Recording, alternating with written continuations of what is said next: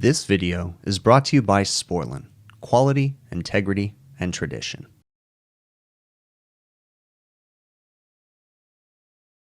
It's a Thursday evening service call. It's about, 4:30, 5 o'clock.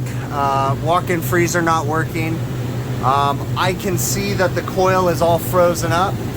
Apparently this has been an issue for a while. Oh yeah, we're all frozen up in there. Let's have a look back here.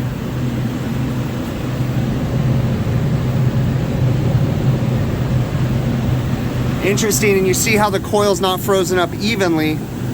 That leads me to believe it might be a refrigeration issue, so that's not good. Let's get back here a little bit better. Oh yeah, that doesn't look good at all. But it could be a heater issue too, so first and foremost, we got to get this guy defrosted, so we're going to shut off power and melt everything with a hose, and then we'll diagnose and figure out what's going on. I've never had this happen before, but I can't get this blade off, and I can't get this blade off. It's stripped.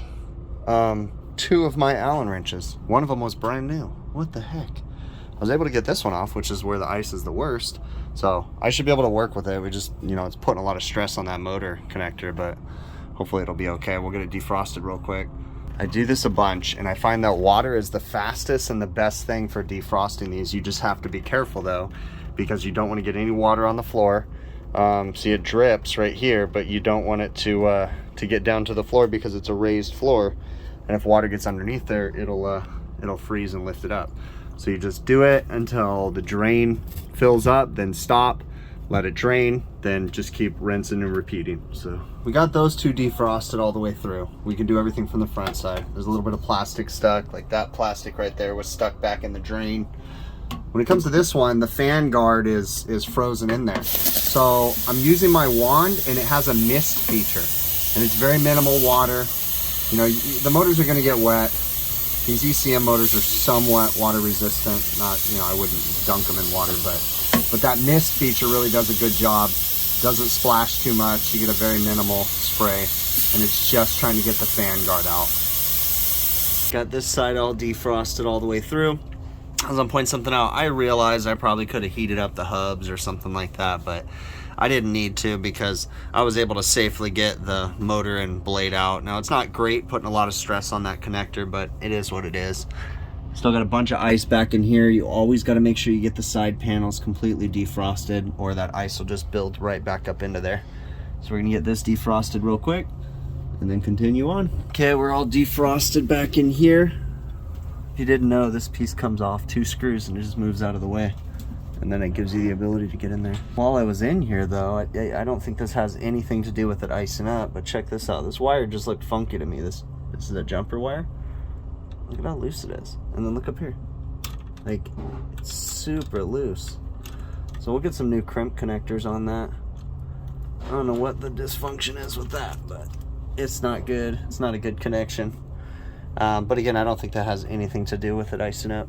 We need to get over to the other side where the expansion valve's at and make sure it's not iced up over there too. All right, we're all back together. There is no ice over here, but check this out. Look at this wire right here. That's our heater. Completely disconnected. I'm pretty sure that's our heater. Yeah, I'm almost positive. Because the evaporative fan motors, yeah, it's just like disconnected. Like barely making any contact right there. Huh. What a day, huh? Alright, I fixed all the wiring and I got the unit turned back on. I had to run that other wire in the front of the board because it was too short. But I fixed that. The next thing is that there's a twist timer on this thing, a pump down switch on the outside of the door. And I want to make sure that pump down switch is working, so we're going to actuate it right now.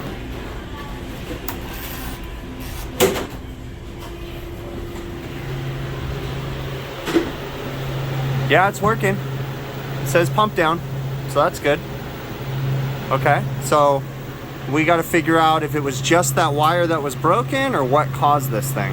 Interesting. All right, the equipment is running. It is running with a clear sight glass. The coil needs to be cleaned. I can feel a bunch of heat coming out of it. Yeah, it's pretty dirty inside there. probably gonna come back because we're on overtime right now. Probably gonna come back and wash all these coils. Looks like they need some filters for their ACs too. Metal mesh filters are just falling out. We're gonna see if the unit comes down in temperature. We'll test the defrost and then we'll go from there. Well, that's odd. It just pumped down and shut off. Shouldn't be. It should be running full blast right now. What the heck happened here? I'm gonna go ahead and gauge up and then we'll go downstairs. Maybe someone turned that pump down switch. Came down here and no, it's in defrost. So it's not set up for demand defrost. It's set for time defrost 4 times a day. So I don't know. I guess the time clock inside figured it was time for it. But it's running, so I might as well check the heaters to make sure they're all working right now. All right, so we have a total of 1, 2, 3. We have 4 heaters on this guy. So we should be getting current on 4 wires on the H1 terminal. So that's 1, 2, 3, and 1 more to go. Last one right. It's kind of hard with one hand. There we go. Right there. Okay. Why do I feel like I did one twice? I better do that again. But yeah, I don't feel comfortable with that. So there's 1.91. Okay. There's 2, 3.48. And then here's 1, 3, 3.39. No, yeah, we're good. I was thinking that there was only going to be one that was 3 amps, but no, we're good. I got them all, and then the last one was the hard one, but I got that. And then, yeah, so all the heaters are working, so that's a plus. So we're gonna, I'll have to try to figure out if I can terminate defrost. I think I can, and then we'll get this thing to run, and we'll watch it get cold. All that I did was hit reset, and it turned off the defrost, so it's in the drain mode or the drip mode where it's gonna let all the condensation drip off, and then it'll start back up. We'll go upstairs and watch the refrigerant system turn on and check the pressures. Even though I don't want to do it, we're gonna go ahead and clean the condenser. So I'm gonna use some of the Viper Venom Pack, the yellow condenser coil cleaner. This is microchannel safe. That's the important thing. If we use the blue cleaner, which I have some tucked way back in there, if we use the blue cleaner, it can eat away the coil because it's the aluminum one. It can just damage it beyond repair. So always want to make sure you're using the right cleaners. We're just going to take the pump sprayer up. I've already poured some in there, pump it up, and I'm going to grab the hoses and we'll try to knock this guy out. All right, it's running, and it is 404A and we're running high. It's only 75, maybe 80 at the most. So our condensing temp over ambient's a wee bit too high. So 80, 90, 100, 110, we're at about 118. So yeah, we're gonna go ahead and clean this guy for sure. Okay, we're gonna be careful because I'm only cleaning from the outside in. So we wanna get the big surface stuff off, but I'm not going crazy spraying directly into it because it will go into the fan motors. So we're just gonna get it wet. And then once we get it wet, then we'll apply some cleaner and let it sit. And I am also using hot water. You can see the stuff coming out of it. It's pretty nasty looking. So, all right, we're gonna get some cleaner on it now. This pump sprayer is one of my favorite ones because it foams up really good. So just spray it on there, get it all over the coil, let it sit for a few minutes. It's not gonna hurt anything. Let it do its magic. And then once we do that, then we'll rinse it off with the water and get this guy nice and clean. It's just about done. While I'm waiting, whenever I use my coil cleaning gun or this gun, I always clean it out. So I have fresh water in it. I've already rinsed it, and then I always spray it. That's how I make my stuff last so long, is you always clean the stuff out of it. Don't leave chemicals in it. You don't want to have the chance of mixing any chemicals either accidentally. But yeah, I always clean everything out nice and thoroughly. And I am that nut. I take my hose, I wipe it down with a towel, I drain it, roll it up properly, then put it away too. Every single time, that way I don't have to get a nasty hose on my shoulder or anything. So, all right, this guy's just about ready. We're gonna do a rinse.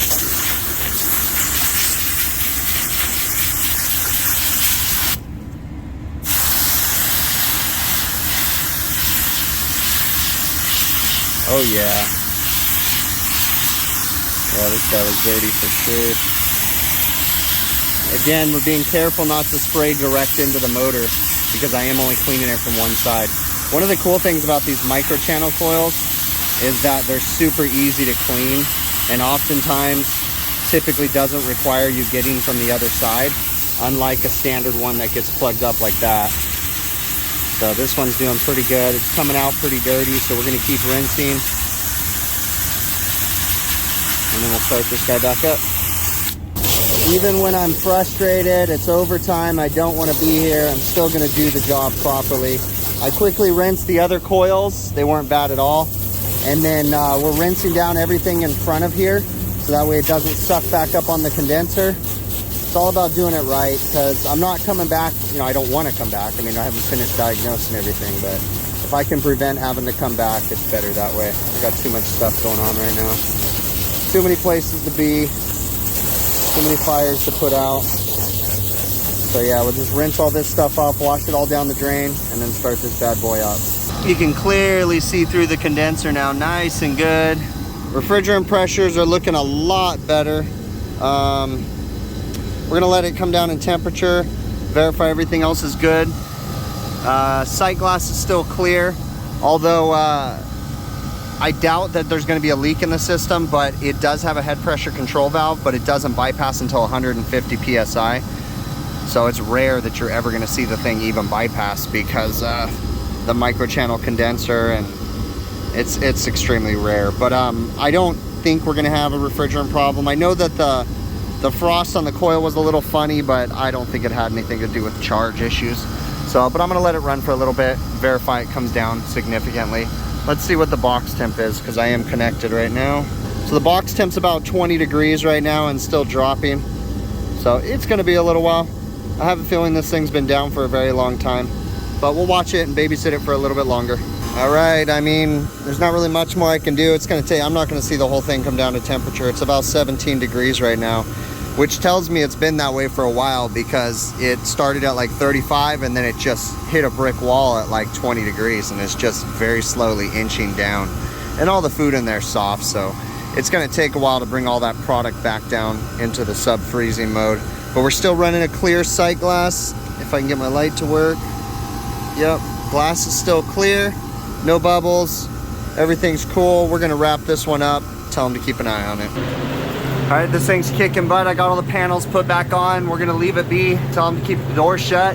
And yeah, that's it on this one. This one started out as a walk-in freezer call, and I have to tell you that I was extremely frustrated because, man, sometimes these customers give you way too much information. So when I walked in the door, they were like, oh yeah, this thing's been problematic for like 2 days. And it's like, then why am I out here on a Thursday night? Why now? You know, it's one of those things, but it is what it is. I bite my tongue and, you know, play nice kind of a thing, but it's still frustrating, right? So sometimes I'd rather them not tell me how long it's been down, because then it just doesn't feel like so much of a slap in the face, you know?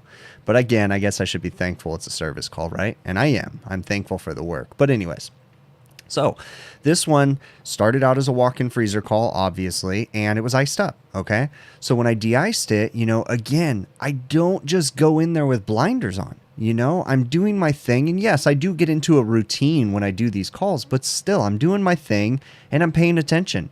And, you know, I found that loose wire on the H2 terminal to the N, you know, the neutral or whatever, or common. And I said I don't think that could be part of the problem, but actually it could have been, because it was a heater issue, right? And that was connected to the heater terminals, if I remember right. So that could have been part of the problem, but I think the main problem was on the relay on the QRC board. So that's a Heatcraft QRC, quick response controller. It's basically a dumbed down beacon system. So there's no communication with the rooftop equipment. So it's just a smart evaporator on a standard condensing unit, okay? And the smart evaporator on that circuit board has a relay for the defrost circuit, or for the heater wires, because this is an electric defrost system. And that wire was almost completely disconnected. It was barely hanging there, just barely making a connection, which I'm surprised it didn't short, because running the heaters through like 5 of the stranded wires of a bundle that might have, you know, 30 or 40 stranded single wires in there, you would think that would be overheating like crazy and possibly melt that little bit of connection that was left. But regardless, it broke off when I touched it. Okay, so I believe that was the main problem, that the wire had broken off. And unfortunately, because of the length of the wire, I had to run it on the front of the board, but it is what it is, you know, it still works the same. And then I repaired that wire going from the N terminal to the H2 terminal. I believe it was H2 or H1, whatever it was. So both of those, I believe, were the issue. Now, it has since been, I'd say, 4 or 5 weeks since I did that call, and we haven't had any other problems with it since. So I'm pretty confident that was it. But, you know, I wanted to come back and wash all the other coils, like I said in the video, but I was realizing, you know, I don't have time to go back, you know, and things are slowing down now. It's funny how it can like hit a brick wall, because now we're basically almost running out of work. We still have work, but it's a lot of construction work. We haven't been getting a lot of service calls during the day because it's cooling off outside. The weather, it's been in the 60s at nighttime, 50s at nighttime, and then coming up into the 80s during the day. So this is our fall, and we're going to go into our winter here soon, where we won't be hitting 80 anymore. We'll be hitting, you know, 70 at the high or something like that, which I realize for those of you Midwest, up north, back east, we don't know what cold is here in California. This is our winter. Okay. So, but, we are hitting that cooler weather, so we are going to get a slowdown.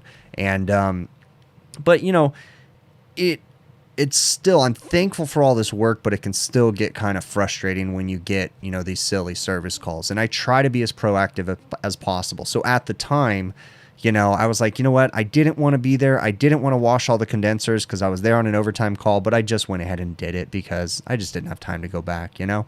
So went ahead and washed them all off. Now, I only showed it on film, but I cleaned all 3 of those condensers. The ACs were okay. For some reason, it's just the walk-ins that were really bad, but I cleaned all the condensers. Everything else seemed to be operating properly, and we got the customer back up and running. But it's little things like this. This seems like the easiest service call in the world, but you know, some people could get tripped up on it. And it's just so important to remember to take a step back and look at the big picture. That's my mantra. That's everything. And it really has gotten me to where I am at the point in my career. I am not the best, and nor will I ever be. There's certainly many other people much better, much smarter, all that stuff than I, right? But the best I can do in my heart, what I know to be the best, is to try. Right? To try to improve, to try to grow. Every time I finish a service call, guys, I look back on it and think, how could I have done that better?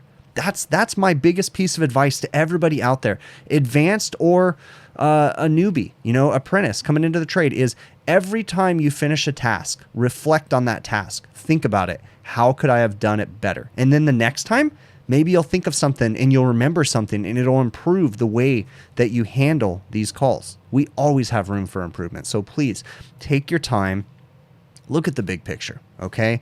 Trust me, it will help you in the long run. Yes, there's times that you're too busy to take care of everything, but I mean, you know what I mean? You know, when the time is right, take a step back and look at the big picture. Remember, there's nothing wrong with giving a big picture quote. It does not always mean that the customer is going to approve that big picture quote, but at least you did your due diligence. So that way, when they don't approve the big picture quote, and then they call you back a couple weeks later because it's still not working right, you can say, you know what? You don't have to be a jerk about it, but you can say, hey, I tried to get you to let me fix that then, but you didn't want to. You have it in writing. You have it in the quote. So always take your time and do it right, okay? As much as possible. You know, there is a time and place for that, but I really appreciate you guys making it to the end. It's so humbling. Remember, guys, we got a lot of craziness going on, and I've been talking about this a lot lately in my videos, and I've been posting about it on social media. We have so much craziness going on in this world right now.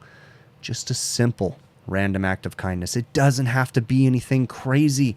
Just simply holding the door open, you know, picking something up off the floor that someone dropped that they don't want to have to bend down to get.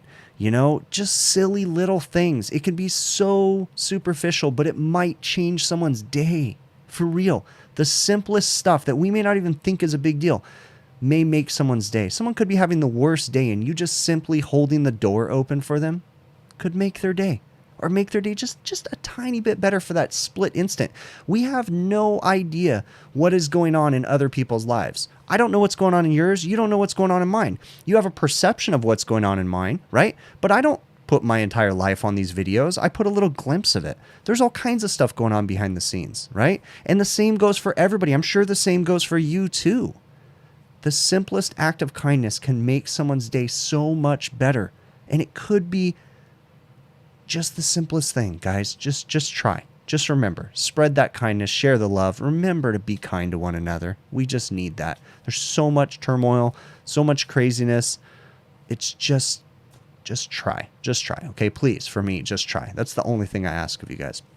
If you haven't already, please consider subscribing to this channel, all right? I try to put this information out there just to share my knowledge. Follow me on social media. I'm all the different platforms at HVACR videos. It's super easy to find me, okay? If you haven't already, please check out my website, hvacrvideos.com. It's a cool way to help support the channel. You know, yes, YouTube does give me ad revenue and stuff like that, but you know, it always helps to spread the message. I have some t-shirts, some hats, some beanies, some sweatshirts, all that different stuff available on my website, hvacrvideos.com. I try not to step on it too much, but you know, it helps to keep us busy and, you know, share the little bit of knowledge with everybody, right? And to share the idea and the whole passion that I have with the whole big picture diagnoses, right? So if you are interested, just check out the website, help to support the channel. There's a couple other ways to support the channel. There's links in the show notes to all of them. The easiest way is just watch the videos from beginning to end without skipping through anything. That's the simplest way, guys. It doesn't cost you a single thing, okay? TrueTechTools.com is a partner of mine, and they've set up an affiliate code. If you use the affiliate code Big Picture, one word, you can save 8% on your order, and I get a small commission when you do that. And you get tools, right? At a great price, in my opinion. I love TrueTech Tools. They're great. They have great stock when they can. Understand we're going through craziness right now, and it's hard to get things, so don't be surprised if things are, you know, running low or taking a little bit longer to ship. That's just the way everything's working right now. You can also support the channel on Patreon. Links in the show notes. On YouTube channel memberships, there's a link in the show notes. PayPal, all those different methods, okay? I really, really appreciate you guys. Thank you so very much, and we will catch you on the next one, okay?